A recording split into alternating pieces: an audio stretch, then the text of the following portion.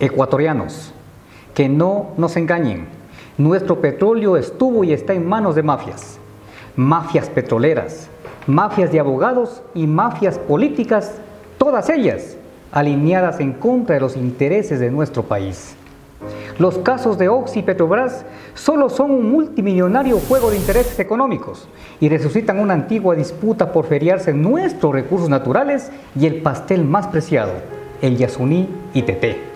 Todo ello con la complicidad de un gobierno que le importa un comino nuestros recursos naturales o el genocidio que se comete en contra de los pueblos Tagaeri y Taromenane.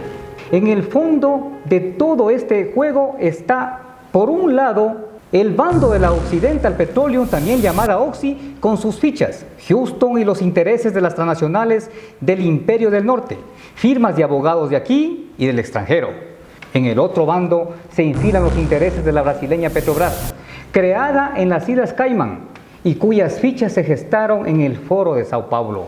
Allí están Lula da Silva, Dilma Rousseff y el Partido de los Trabajadores, Maduro, Kirchner y Correa y su equipo, entre ellos Galo Chiriboga, Wilson Pastor, Rodrigo Borja Calisto y Gonzalo González.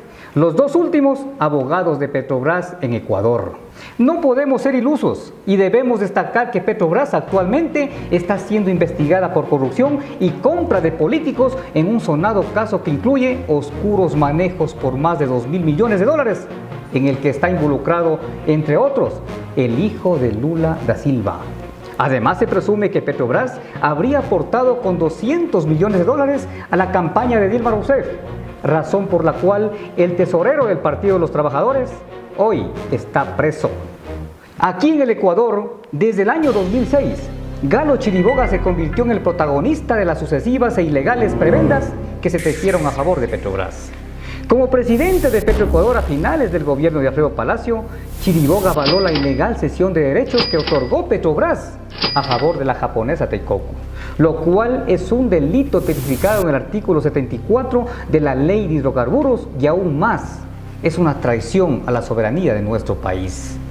Petrobras no podía disponer de los recursos naturales soberanos de Ecuador como propios y merecía la caducidad de su contrato. Sin embargo, Chiriboga avaló la ilícita transacción. Pero curiosamente, luego de ello Chiriboga es premiado por el correísmo y aparece en el año 2007 como ministro de Energía y Minas. El procurador de entonces, Javier Garaycoa, le solicitó la caducidad del contrato con Petrobras y Chiriboga lo negó y muy diligente archivó tal pedido. Más adelante amaneció convenientemente con el título de fiscal general del Estado y volvió a tapar el muerto, consiguiendo esta vez que la obediente jueza Lucy Blasio archive el juicio por peculado que fue encausado por el ex fiscal Washington Pesantes en contra de 27 funcionarios ecuatorianos que actuaron a favor de Petrobras y en contra de los intereses del Estado. Esta parcialización judicial aprovechó la Oxy en su demanda contra Ecuador para enjuiciarnos ante el CIADI y pedir una multimillonaria indemnización de alrededor de 3.000 millones de dólares. Entre otras cosas, la Oxy argumentó trato discriminatorio y Chiriboga es la prueba viviente de tal parcialidad. La Oxy no tenía argumentos para la demanda, porque también negoció ilegalmente como suyos nuestros recursos naturales, al ceder en el año 2000 el 40% de sus derechos a Encana, hoy Andes Petroleum, el mismo delito que cometió Petrobras, solo que la Oxy sí se le aplicó la ley y fue correcto, merecía la caducidad. Lo incorrecto fue hacerle el juego a Petrobras y a Lula da Silva. Al arribo de Correa al poder, como presidente electo, decide no aceptar el arbitraje del CIADI, lo cual también fue correcto. Lo incorrecto fue la errónea asistencia del Procurador del Estado y sus abogados a las audiencias de ese organismo. Con su presencia legitimaron el proceso. Si el gobierno hubiera mantenido su posición de no aceptar el arbitraje y no asistir a las audiencias, el CIADI no podía proceder ni intervenir en este caso, porque estaba legalmente impedido de hacerlo, mientras no recibía el consentimiento de las partes. Por eso perdimos.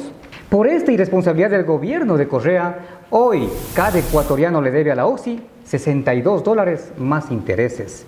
La obsecuencia con Lula da Silva le permitió al mandatario brasileño darse el lujo de advertirle a nuestro país que no debe afectarse los intereses de Petrobras, y Correa le permitió tales aires de prepotencia y no defendió nuestros intereses ni nuestra soberanía.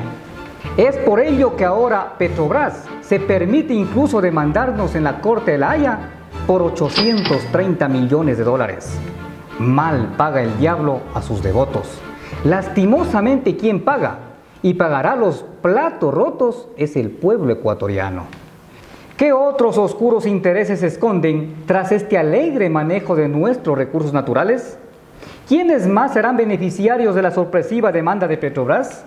¿Será que la OXY regresa al país para tomarse el Yasuní T como fruto de las negociaciones desesperadas de Correa? El tiempo lo dirá. ¡Qué pena, ecuatorianos! Asistimos a un espectáculo denigrante de corrupción y alegre festín del petróleo. Qué pena como todo esto se genere en un régimen totalitario que ha logrado que el legislativo no fiscalice, que calle y oculte todo. Silvia Salgado, Gabriel Rivera y toda la Asamblea Nacional son corresponsables de estos y otros atracos. Ahora el país comprenderá por qué me arrebataron el cargo de asambleísta en forma inconstitucional.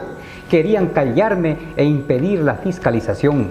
No, ecuatorianos, mi voz no se callará mientras la corrupción sea el norte del gobierno más corrupto de la historia. No habrá perdón ni olvido, no habrá impunidad.